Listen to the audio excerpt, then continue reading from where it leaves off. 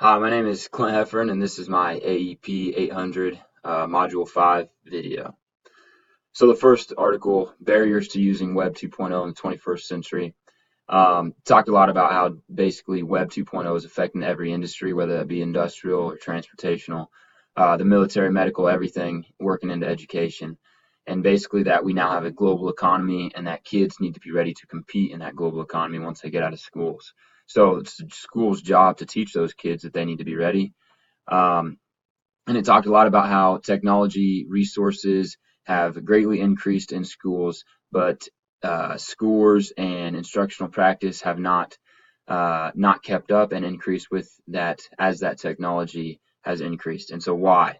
A lot of things from it: lack of time, school culture, digital divide, etc.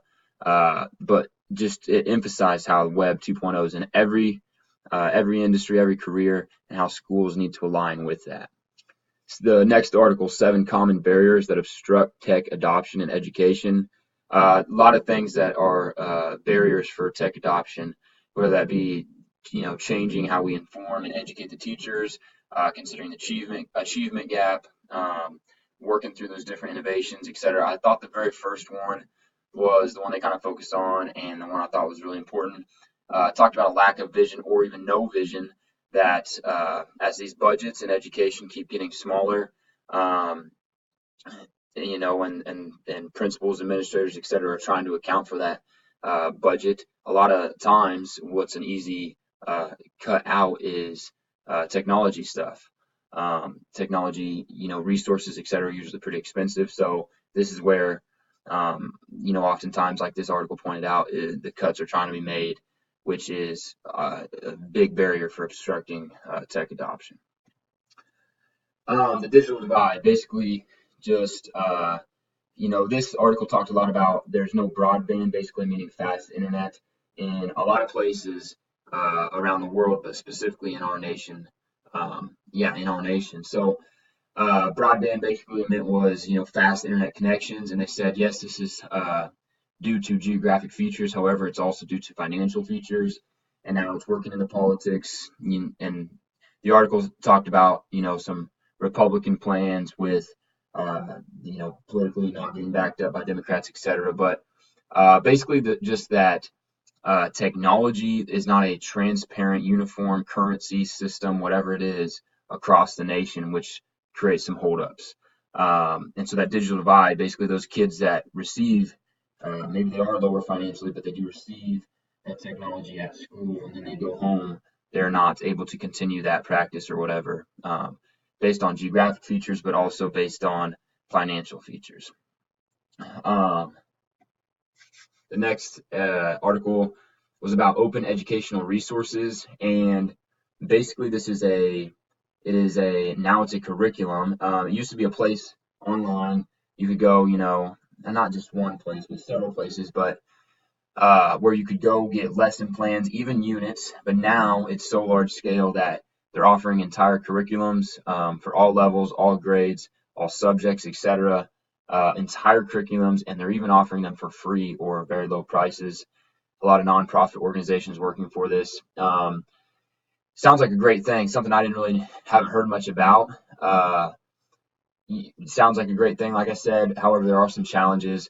So someone else is creating all those curriculum or units or lesson plans, etc. And typically, it's going to take some customization, some customizing, for each teacher to use that within their particular school with their particular students, etc. There are some states experimenting with it. They talked about Colorado and District of Columbia, but it does help address the issue of funding because these resources are basically free or lower cost. So implementing this technology, this curriculum, these opportunities for curriculum is a great resource. Working into the video talked about primary versus secondary schools and how they are doing with implementing technology. Basically, that secondary schools were having a lot more success. It's risky. The video talked about because for both levels, because you don't know how your school culture is going to react to that. But basically, primary, so lower education systems, middle school, junior highs, elementary, education, they said we're doing a better job of this because a few reasons. They have more access to the technology, and they also have more time with the kids. And in the high school, they talked about secondary is not all kids have a laptop. It's not always one-to-one. And also, they usually only have classes that are 45 minutes to maybe an hour and a half, but they don't see their teacher as much. So the primary schools are dealing with this better. Moving on to the questions. Do you feel the digital divide can be resolved? Why or why not? Digital divide, I do not feel it can be resolved. I think it can be greatly improved. I do not think it can totally be fixed. Too many factors at play for this, just like with healthcare, medical systems, government systems, etc. Just way too much going on here, way too many people to make every single person, to completely get rid of that digital divide. Do I think it can be greatly improved? Yes. There are ways that we can, with technology, there are ways we can be better at this. I don't think it can be completely resolved, though.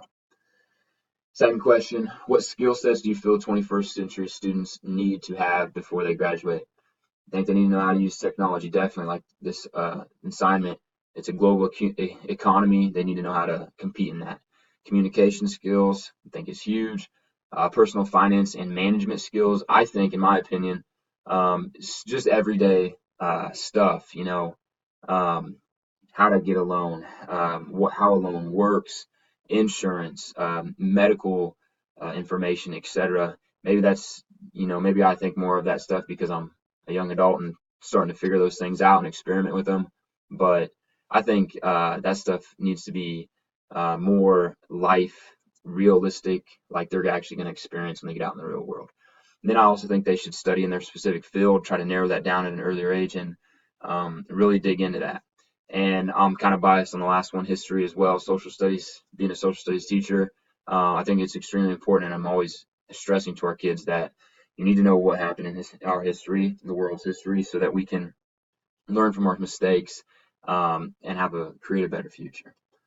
Third question, what impact has the global economy had on my personal use of the internet? So many things are done electronically now. I pay my bills online, doing all kinds of stuff online, taking my, with my career, I'm working towards my master's completely online.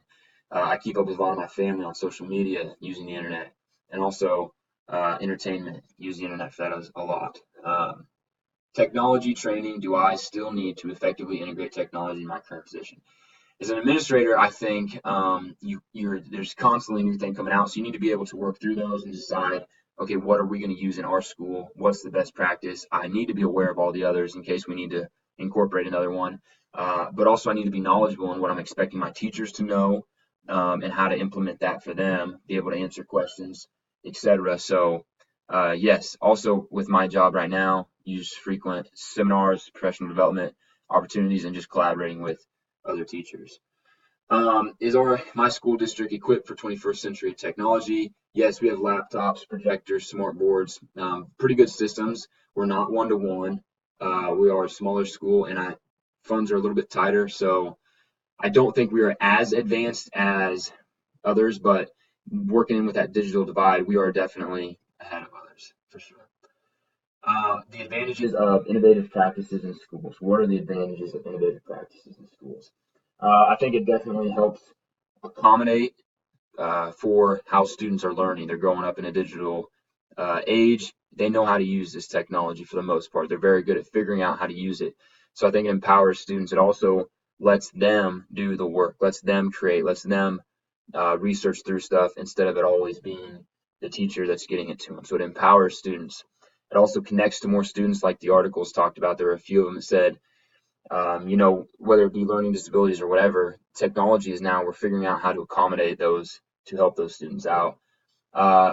Opportunity to shrink the digital divide, and also all our industries, our careers, etc., are on a global market more so than just a state or local or national market, or they're on a global market across the world. So it's a great advantage of kids learning that today so that they can compete once they get out into a career.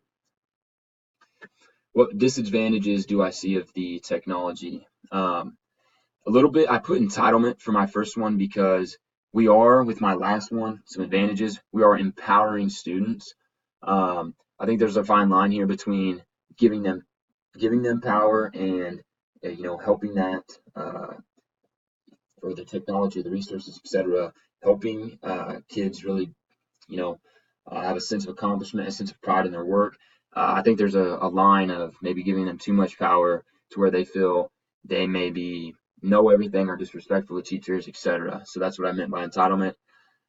Chance of failure, working in with the school culture one with the article, definitely with all this new technology and new things coming out, not all of it's going to work. And so there is a chance of failure, and that's definitely a real possibility.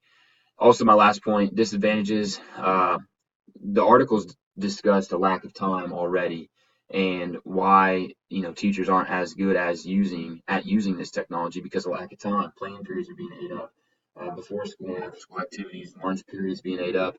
So if we're already at a lack of time, and then with this new technology stuff, whether it be trying to train, get trained, professional development, whatever, it's just more time. So I think that could be an issue. Last question, have I experienced problems with cyberbullying or other inappropriate internet use with students?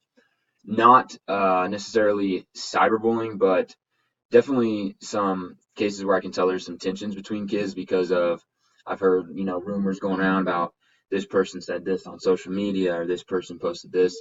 Hear a lot of social media talk, and I think it causes some tensions within the kids, definitely. A couple of my last 2 points. I think with the more technology and the internet that we have in our schools, the students are smart. They know how to use this stuff, and whether it be they try to find clever ways around certain websites or getting around the blocks to get on inappropriate websites. Definitely had some instances with that. Maybe not with extreme stuff, but yeah, trying to kind of push the limits.